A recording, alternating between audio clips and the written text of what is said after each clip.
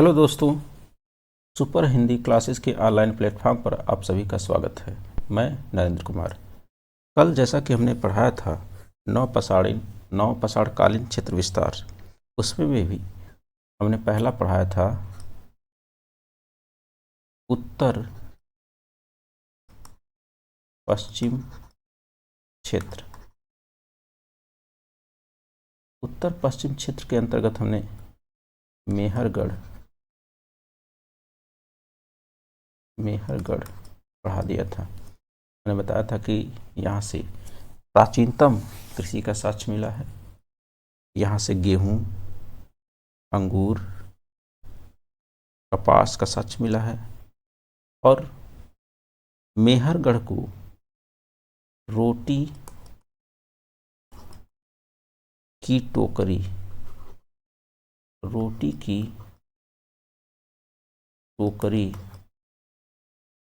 के उपनाम से जाना जाता है।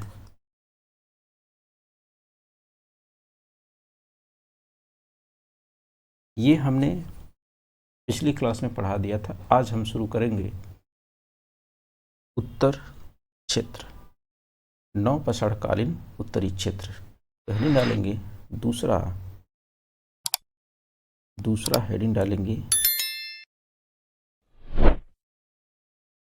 उत्तरी क्षेत्र। उत्तरी क्षेत्र के अंतर्गत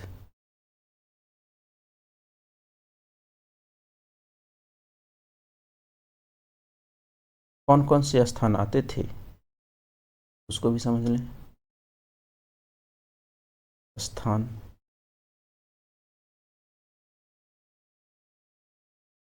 कौन कौन से आते थे,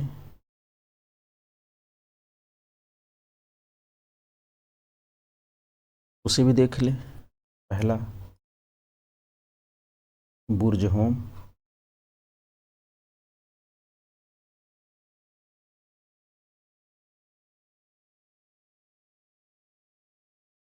दूसरा गुफकराल,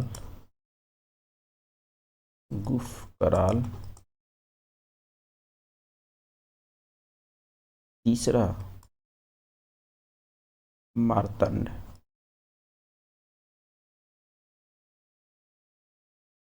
ये तीनों ही क्षेत्र जम्मू और कश्मीर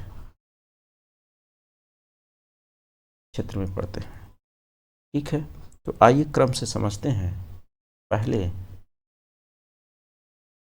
हेडिंग डालिए बुर्जहोम। ठीक है, पहले बुर्जहोम, पहला हेडिंग डालेंगे बुर्जहोम।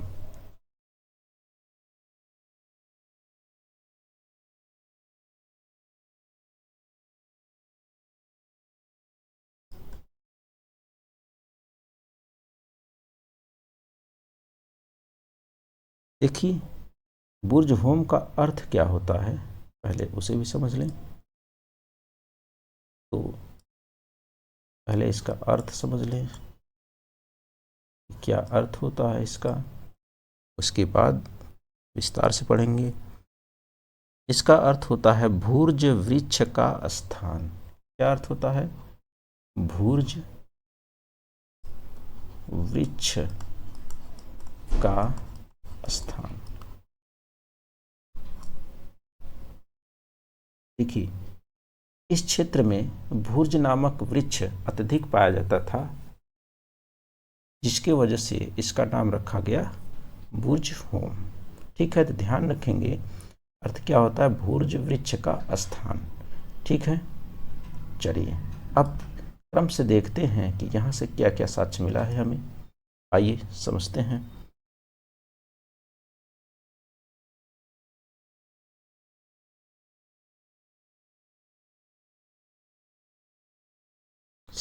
क्रम से। स्थान स्थान, बुर्ज होम कहाँ है, स्थान में देख लेते हैं, श्रीनगर। जम्मू कश्मीर के अंतर्गत ही श्रीनगर नामक स्थान पे बुर्ज होम है।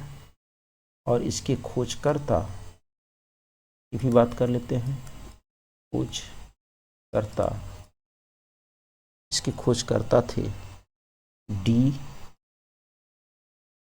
टेरा पीटरसन। ध्यान रखेंगे, इसके खोजकर्ता थे डी टेरा पीटरसन। ठीक है, कहाँ है, श्रीनगर में है। और इसका अर्थ क्या होता है, भुर्ज वृक्ष का स्थान। चलिए अब देख लेते हैं यहाँ से क्या क्या साक्ष्य मिला है। चलिए इसे भी पॉइंट बाय पॉइंट समझते हैं। देखिए यहाँ से हार्वेस्टर का साक्ष्य मिला है। क्या, यहाँ से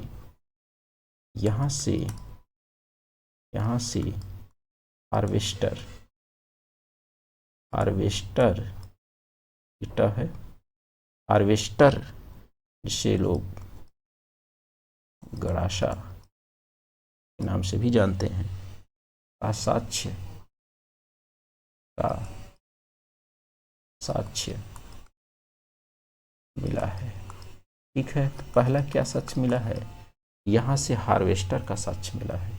ठीक है, ध्यान रखेंगे, वेरी इंपॉर्टेंट पॉइंट है, हार्वेस्टर का साक्ष्य मिला है। चलिए दूसरा पॉइंट ध्यान देंगे, यहाँ पे एक शिलापट्ट पे, शिलापट्ट का मतलब है पत्थर के टुकड़े पे, यहाँ से एक धनुष बाण के साथ शिकारी शिकार करने का चित्र मिलता है, तो उसका भी साक्ष्य मिलता है, तो उसे भी नोट कर लें। शिलापट्ट पर यहाँ से नोट करें, यहाँ से शिलापट्ट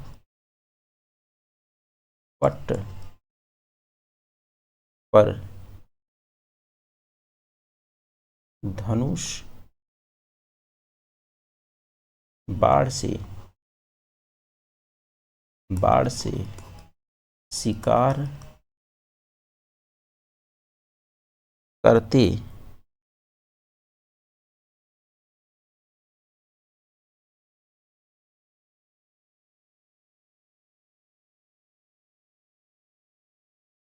दिखाया गया है।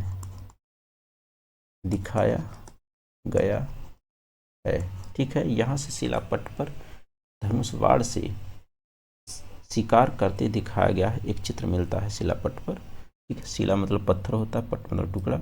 शिलापट्ट पर एक धनुष बाण से शिकार करते हुए शिकारी का चित्र दिखाया गया है। ठीक है, चलिए अगला पॉइंट लिखते हैं। अगला पॉइंट नोट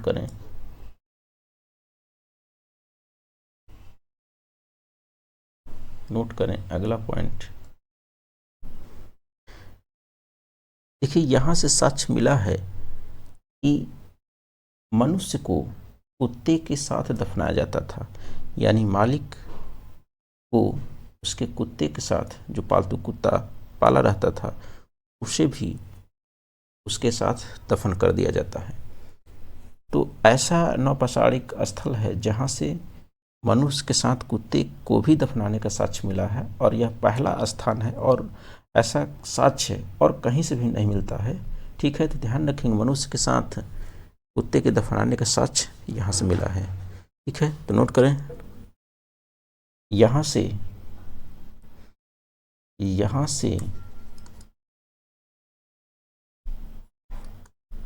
मानव के साथ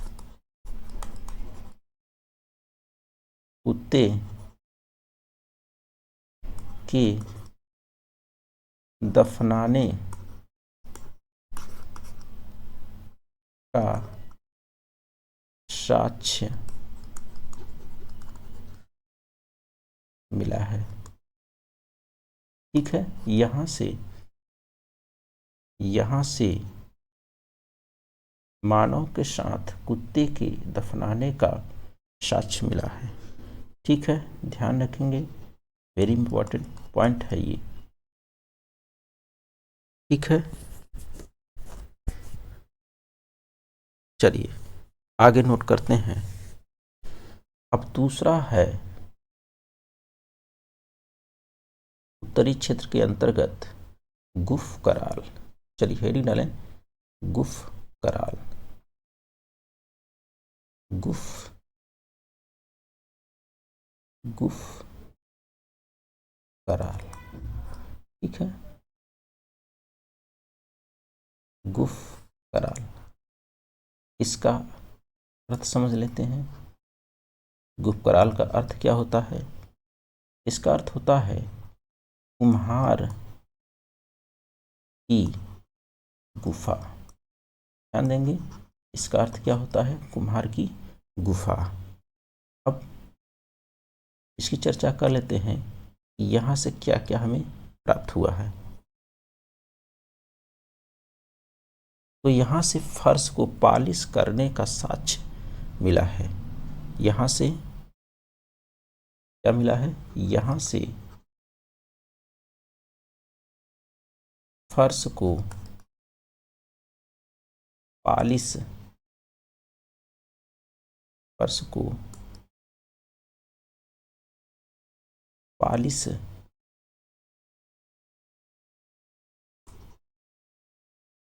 करने का साक्ष्य मिला है, ठीक है। तो यहाँ से क्या मिला है? यहाँ से फर्श को पॉलिश करने का साक्ष्य मिला है, ठीक है। आजकल भी देखते हैं संगमरमर के जो पत्थर लगाए जाते हैं घरों में, उसको बिना पॉलिश किए हुए वो चमक नहीं आता है। तो यहाँ से भी वो साक्ष्य मिला है कि फर्श को पॉलिश करने का साक्ष्य मिला है, ठीक है। ध्यान देंगे इस चीज़ को। और क्या मिला है? तो यहाँ से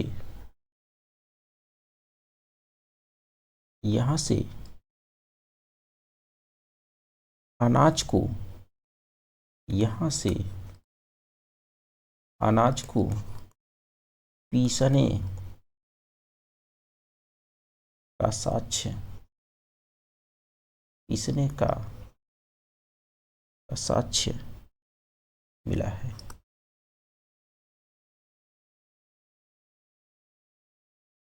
यहाँ से अनाज को पीसने का साक्ष्य मिला है। ऐसा समझा जाता है यहाँ चक्की की भी व्यवस्था रही होगी जिससे वो अपने अनाज को पीसते थे। तो ध्यान रखना है, अनाज को पीसने का साक्ष्य कहाँ से मिला है?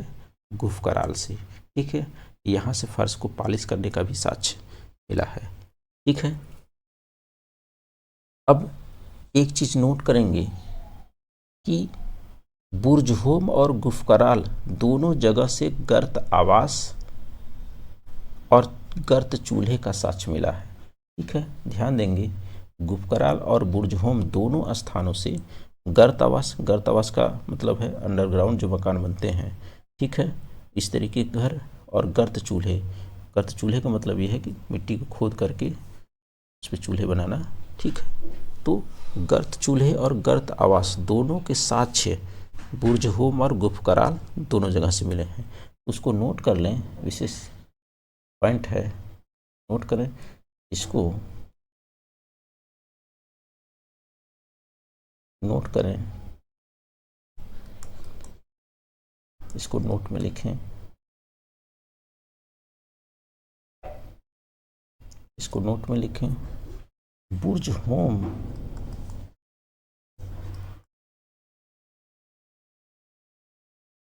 और गुफकराल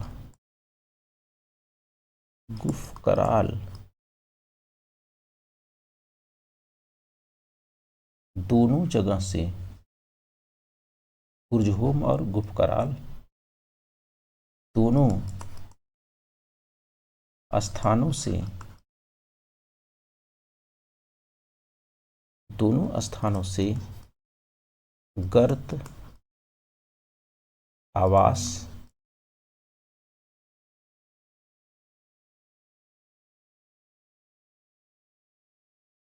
तथा गर्त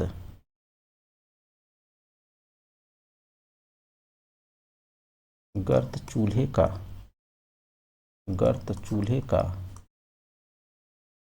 साक्ष्य मिला है।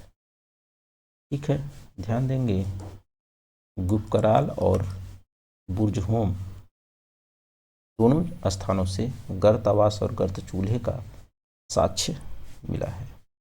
ठीक है, चलिए अब अगले स्थान की बात कर लेते हैं, अगले क्रम में देखते हैं। ये तो था उत्तरी क्षेत्र के अंतर्गत, पहला हमने पढ़ा था उत्तर पश्चिम क्षेत्र, उत्तर पश्चिम क्षेत्र के अंतर्गत मेहरगढ़ था। दूसरा हमने पढ़ा उत्तरी क्षेत्र के अंतर्गत बुर्जहोम है और गुपकराल है। ठीक है, अब चलिए तीसरे क्षेत्र की बात कर लेते हैं। तीसरे क्षेत्र की बात कर लेते हैं विंध्य क्षेत्र। ठीक है, विंध्य क्षेत्र के अंतर्गत कौन कौन से स्थान आते हैं, पहले उसे ध्यान दें। तो इसके अंतर्गत इलाहाबाद, जिसे अब प्रयाग राज के नाम से जाना जाता है, इसके अंतर्गत कौन कौन से क्षेत्र थे, इसे भी नोट कर लें। तो पहला क्या है, कोल्डिहवा।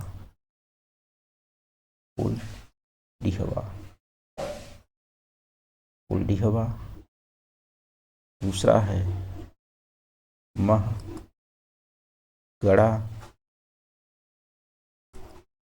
महगड़ा। तीसरा है पंचोह। ठीक है, तो विंध्य क्षेत्र के अंतर्गत इलाहाबाद का क्षेत्र आता है, उसमें भी कोल्डिहवा, महगड़ा और पंचोह नामक स्थान आते हैं। अब यहाँ से क्या क्या साक्ष्य मिला है, इसे भी नोट कर लें। चलिए क्रम बाय क्रम देखते हैं इसको। चलिए पहले हम नोट करते हैं कोल्डिहवा को। पहला नोट करें कोल्डिहवा।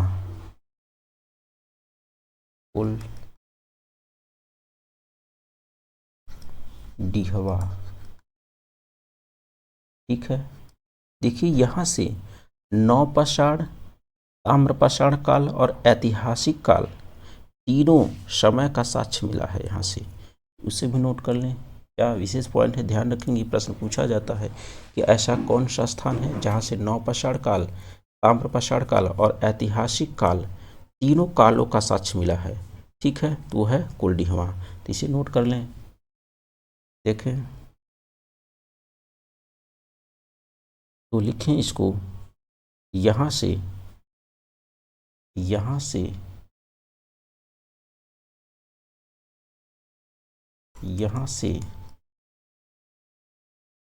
नवपाषाण काल,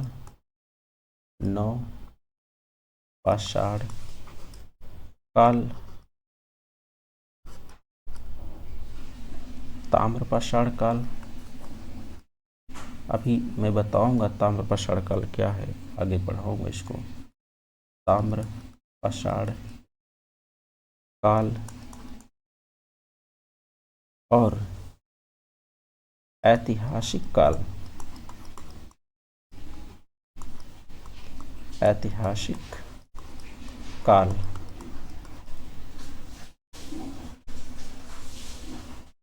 तीनों का, यहाँ से नवपाषाण काल, ताम्रपाषाण काल और ऐतिहासिक काल तीनों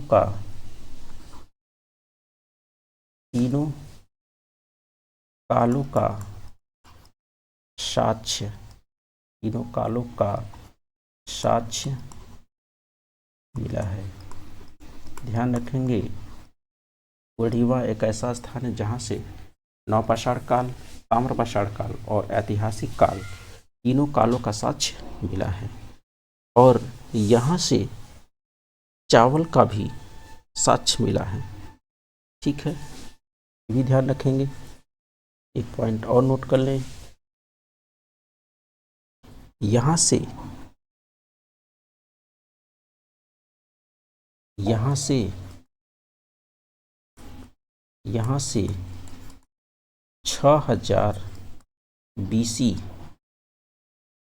BC मतलब ईसा पूर्व, BC मतलब होता है ईसा पूर्व। 6000, यहां से 6000 BC के चावल का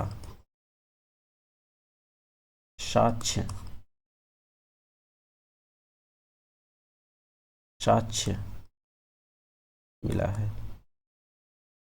ठीक है, यहां से 6000 BC के चावल का साक्ष्य मिला है, यानी बहुत ही पुराना चावल का साक्ष्य यहाँ से मिला है। ठीक है, चलिए और ध्यान देते हैं और नोट करें।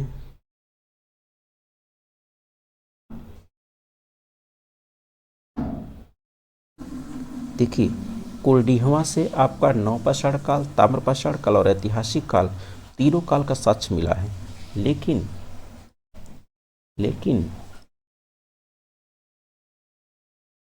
महगड़ा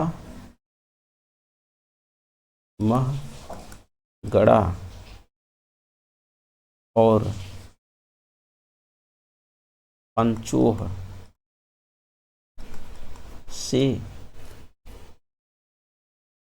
केवल नवपाषाण का साक्ष्य मिला है, से केवल नवपाषाण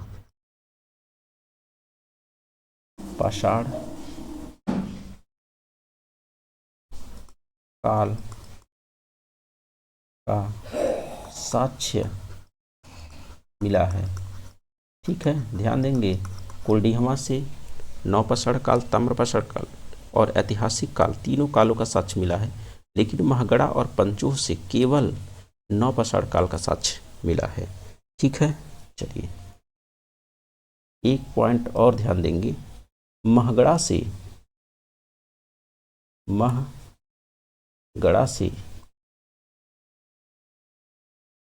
पशुशाला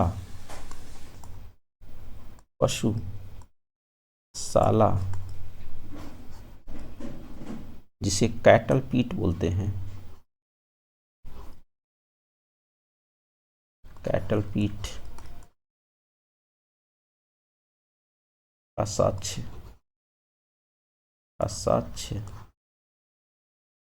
मिला है।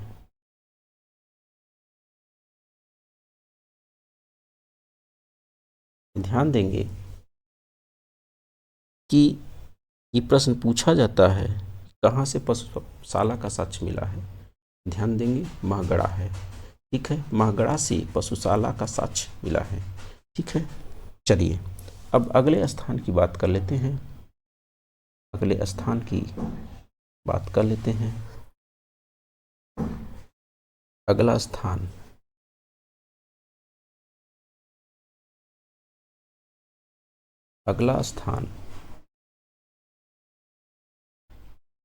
अगला स्थान चौथा है मध्य गंगा घाटी।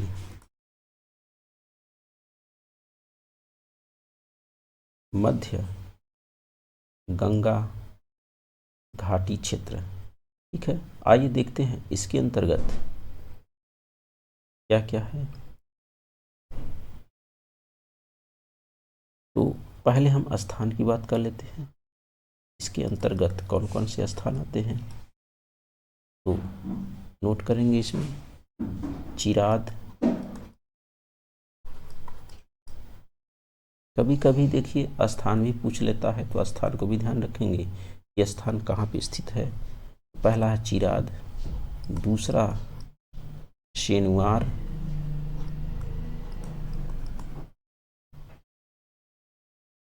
तीसरा है ताराडीह,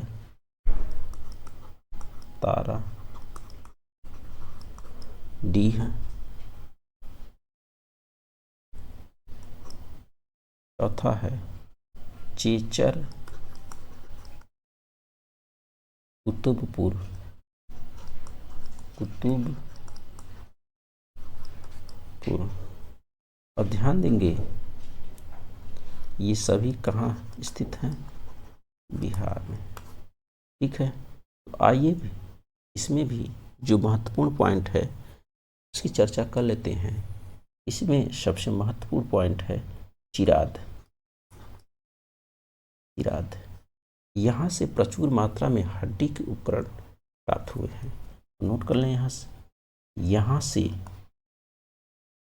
यहाँ से प्रचुर मतलब अत्यधिक मात्रा में, यहाँ से प्रचुर मात्रा में हड्डी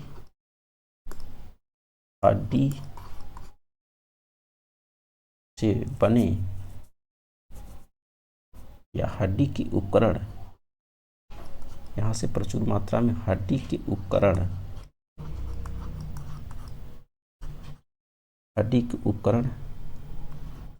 प्राप्त हुए हैं। यहाँ से प्रचुर मात्रा में हड्डी के उपकरण प्राप्त हुए हैं। और उसमें भी देखें तो उसमें भी प्रमुख रूप से हिरण के सींग, उसमें भी प्रमुख रूप से हिरण के सींगों,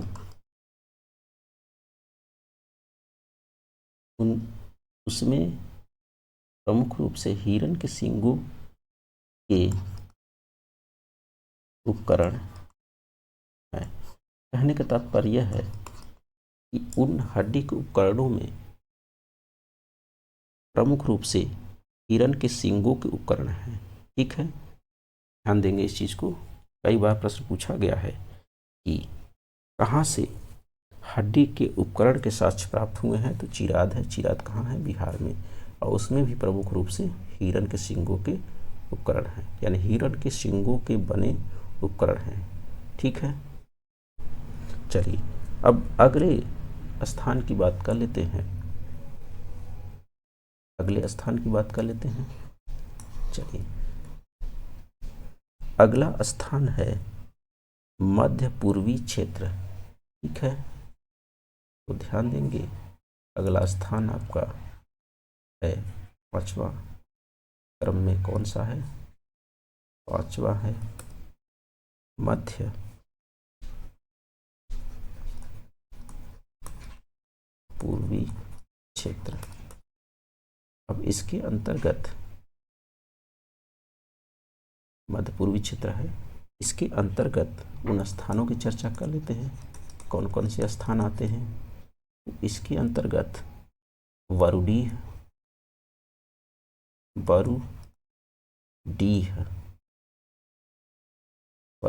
आता है। बरूडीह कहाँ है?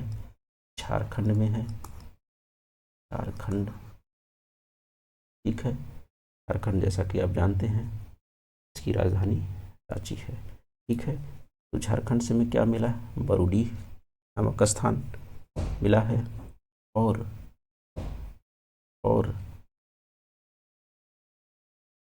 एक दूसरे स्थान की बात कर लेते हैं। तो दूसरा स्थान है ऊंचाई।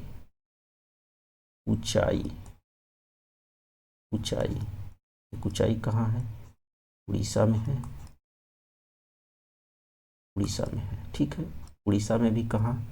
मयूरभंज जिले में। कहाँ पे? मयूरभंज जिले में है। ठीक है, यहीं की हमारी राष्ट्रपति द्रौपदी मुर्मू जी हैं। ठीक है, ध्यान देंगे कभी कभी करंट में पूछ लिया जाता कि हमारी राष्ट्रपति कहाँ के रहने वाले हैं, तो उड़ीसा के रहने वाले, उड़ीसा में भी मयूरभंज जिले से हैं। ठीक है, एक जनजाति हैं, चलिए संथाल जनजाति की हैं, ये भी ध्यान देंगे इसमें। ठीक है, चलिए अगले स्थान की बात कर लेते हैं। अगला स्थान है पूर्वोत्तर भारत। पूर्वोत्तर भारत। ठीक है, तो पूर्वोत्तर भारत के अंतर्गत कौन कौन से वो क्षेत्र आते थे उसे भी समझ लेते हैं, चलिए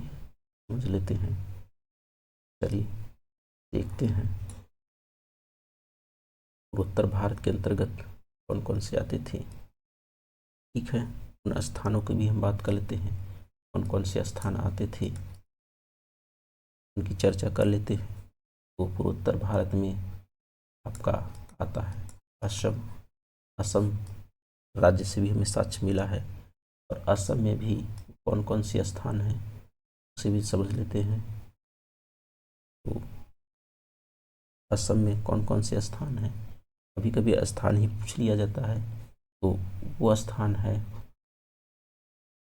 शरुतरु। ठीक है, और दूसरा है, पहला क्या है शरुतरु, और दूसरा है दाओ जली हाइडिंग। ठीक है, इन स्थानों को आप ध्यान देंगे, इसके नाम को दाओ जली हाइडिंग है।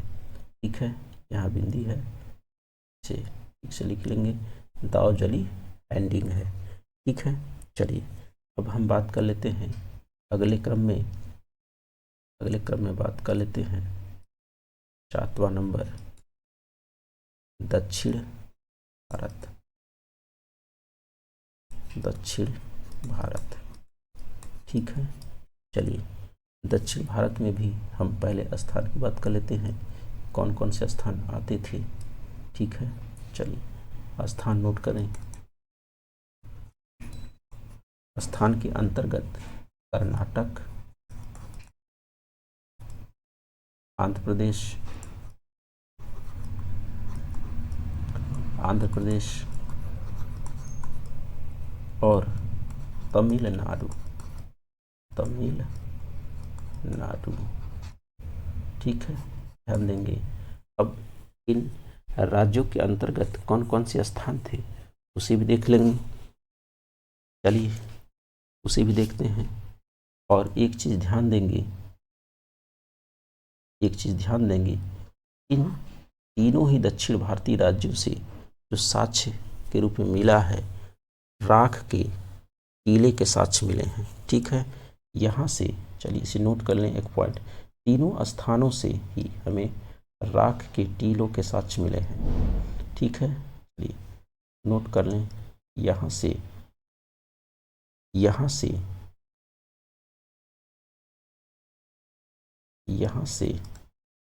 राख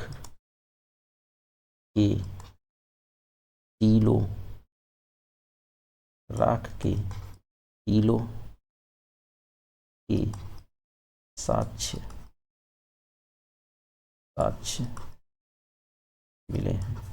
ठीक है, ध्यान देंगे, वो तीनों दक्षिण भारतीय राज्यों से अत्यधिक मात्रा में राख के टीलों के साक्ष्य मिले हैं।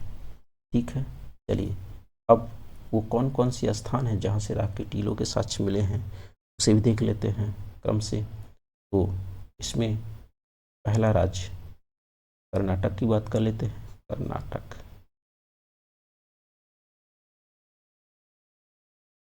कर्नाटक में वो कौन कौन से स्थान थे, ठीक है, देख लेते हैं।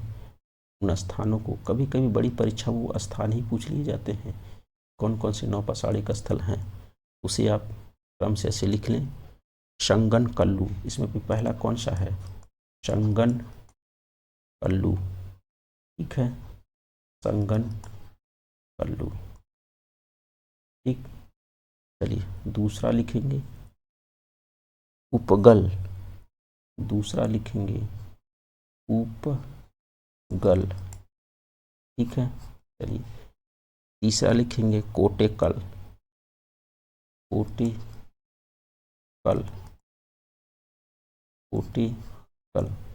चलिए चौथा लिखेंगे पिकली हल।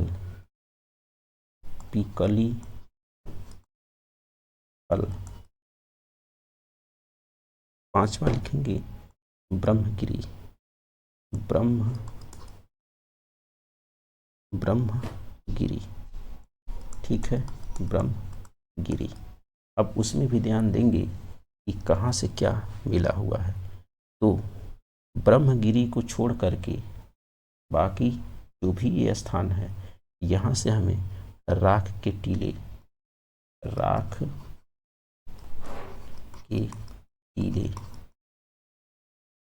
टीले मिले हैं, ठीक है, राख के टीले मिले हैं, ठीक है। और इकली हल से एक हमें और भी साक्ष्य मिला है, यहाँ से शंख का ढेर, शंख का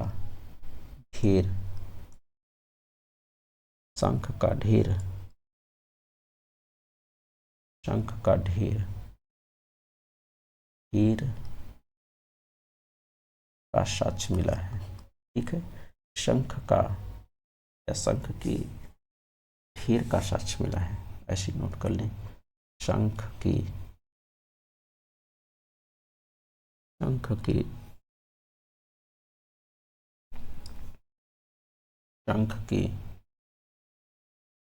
ढेर का साक्ष्य मिला है, ठीक है, ध्यान देंगे, ठीक है। यहाँ से शंख के ढेर का साक्ष्य मिला है, बाकी चारों स्थानों से ही राख के टीले का साक्ष्य मिला है, ठीक है। बहुत ही महत्वपूर्ण स्थान है, ध्यान देंगे। बड़ी परीक्षाओं में ऐसे ही प्रश्न पूछ लिए जाते हैं, लोग समझ नहीं पाते हैं कि कहाँ से प्रश्न आया हुआ है, ठीक है। तो मैं पूरा समग्र रूप से पढ़ाऊँगा, आप बस ध्यान से पढ़ें, आपको और कहीं से पढ़ने की ज़रूरत नहीं पड़ेगी, ठीक है। चलिए और स्थानों की चर्चा कर लेते हैं, ये तो था कर्नाटक। अब हम बात कर लेते हैं आंध्र प्रदेश की। आंध्र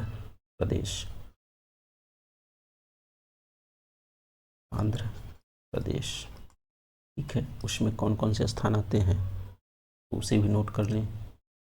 उतनूर, ठीक है। दूसरा है पलवाय,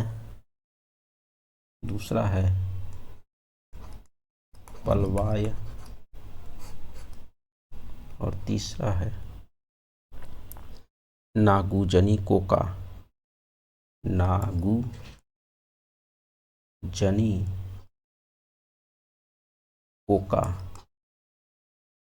ठीक है। और इसमें भी दो स्थानों से हमें राख के टीले मिले हैं। क्या? इन दो स्थानों से, यानी उतनूर और पलवाय से हमें राख के टीले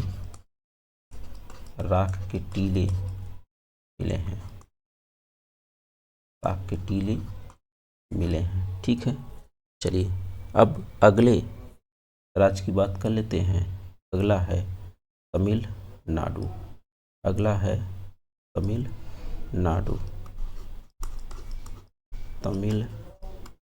तमिलनाडु, ठीक है।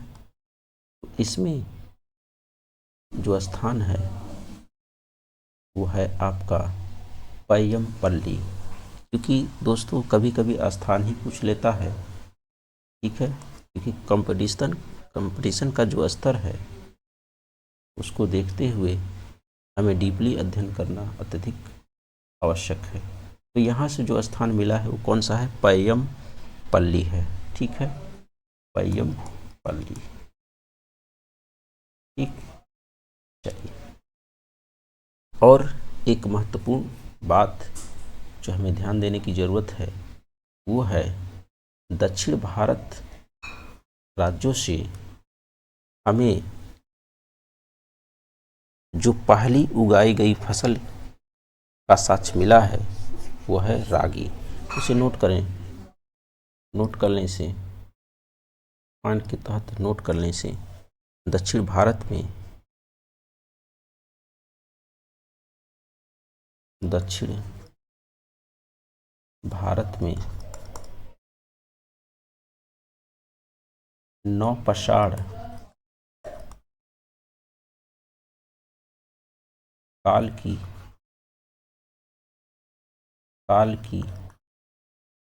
उगाई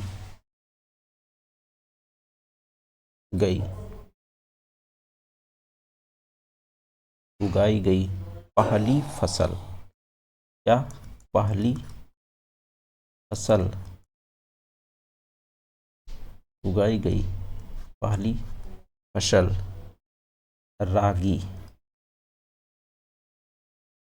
रागी से इंग्लिश में मिलेट बोला जाता है, मिलेट थी। ठीक है, ये प्रश्न कई बार पूछा गया है कि दक्षिण भारत में नवपाषाण कालीन उगाई गई पहली फसल कौन थी, तो रागी थी।